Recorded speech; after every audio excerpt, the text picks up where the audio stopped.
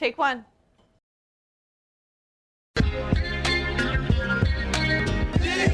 Okay.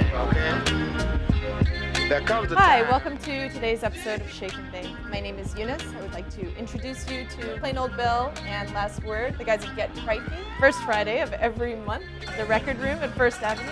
And then today's guests, I have John Grider, half of Broken Crow, and then Steph, otherwise known as P.O.S. I got army guns. Thanks, Bill. We'll be demonstrating for you today donuts. Donuts? Voila. So we get started. Can we do this? Let's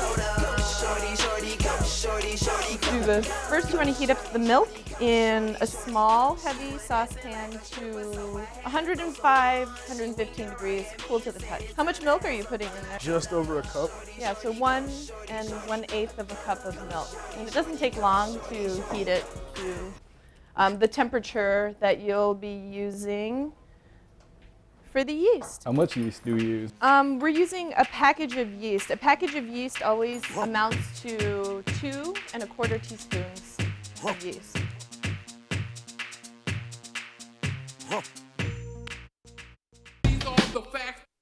You guys know that donuts first appeared in popular literature in 1808? I actually wikied donuts too. Had to. I mean, you need to know what you're dealing with. I found out some facts about donuts too, but let's get to it later. We're doing it now. Oh, okay, all right. So, well, we're waiting for that to reach the proper temperature. We'll crack 2 eggs and beat them. Beat them silly. Let's see what the milk's at. The milk is at a good temperature. So you pour the milk on the yeast? Yeah, and you let that sit for about 5 minutes so that you can heat up the yeast. We are using 1 1/4 sticks of butter, and we're going to heat that up. If you want to do that, I'll turn on the stove for you. Hey, Eunice, got is this that? whisked yet? Let me just get my hands on there. See, I didn't do it with such vigor, but I feel like it was still all mixing thoroughly. I think if you're beating, you need that noise.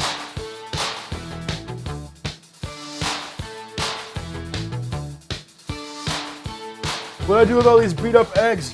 You're going to mix the eggs into the butter. I turn it off before it melts because there's a lot of heat in your pan, and that way you don't have to sit around and wait for your butter to cool down. This looks beaten to me. I think this is done. That's done. Okay. Should we put that in there? Yeah, well, let's put the butter into the mixer, the mixing bowl, and then we can put the eggs in there once we turn it on.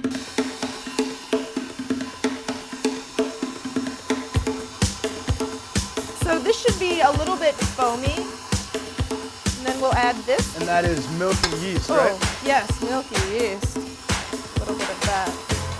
It's not all dissolved. The sugar, 1/4 of a cup. And now we start adding flour in 1/3 of a cup increments. So go, let it mix before you add another cup, and then just keep going. Cool. And going. Looking good. Well, we've added all of the flour and let the mixer do its thing for about 8 minutes, and it's been kneading. So now we're going to transfer it to a lightly greased bowl. I'll grease the bowl. I'm greasing. I'm just gonna shake. Grease. Oh. And then we'll transfer it. We're gonna let this rise in the refrigerator for a few hours or overnight.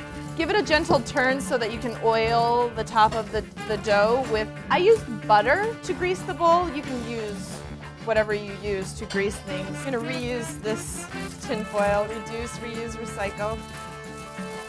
We'll put this in the refrigerator to let it rise for 2 to 3 hours overnight, whatever fits your schedule. That rises, we'll shake.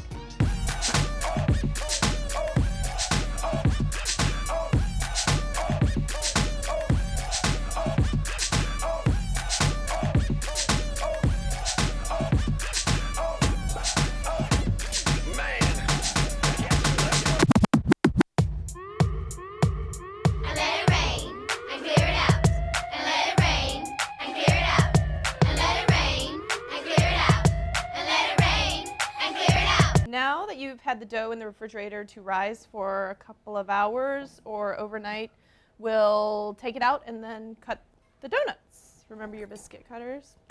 Check it out, baby. lightly flour your workspace.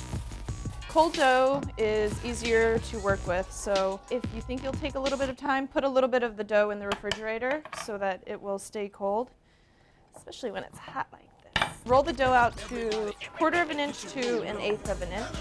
And after you have it rolled out, John will cut the donuts for us. And then we'll transfer the donuts and the holes to a baking sheet lined with parchment paper so that you can let them rise before the frying.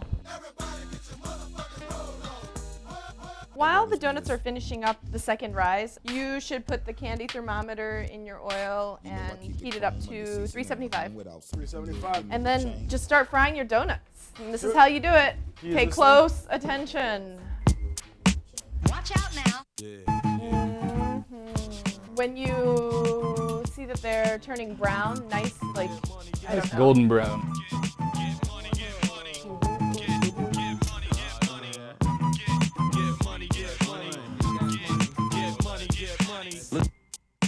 Watch out now. Did you guys know that Canadians consume more donuts than any other country per capita? I didn't know that, but I think I knew that. You got $1 in your pocket, a 20 in your wallet. We made donuts. So now we're ready for the glaze. In the appetizers, you learned how to make a chocolate ganache, so we'll use that. This is a confectioner's glaze. Just a couple cups of confectioner's sugar with a tablespoon of water, or 2. Mix it to a desired consistency, like that. A glaze consistency. A glaze. Glaze. This should look like glaze. Glaze, yeah. And then I just had the idea to make a raspberry glaze. So I'm using some raspberry syrup and confectioner's sugar. We'll see how that goes.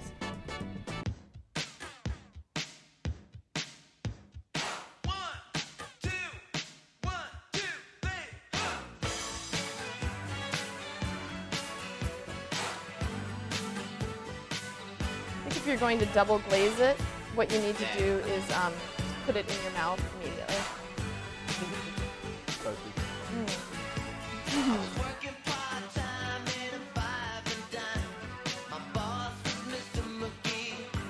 That is so good. That's amazing. Yeah. Good work, Steph. What happened? Let's try it.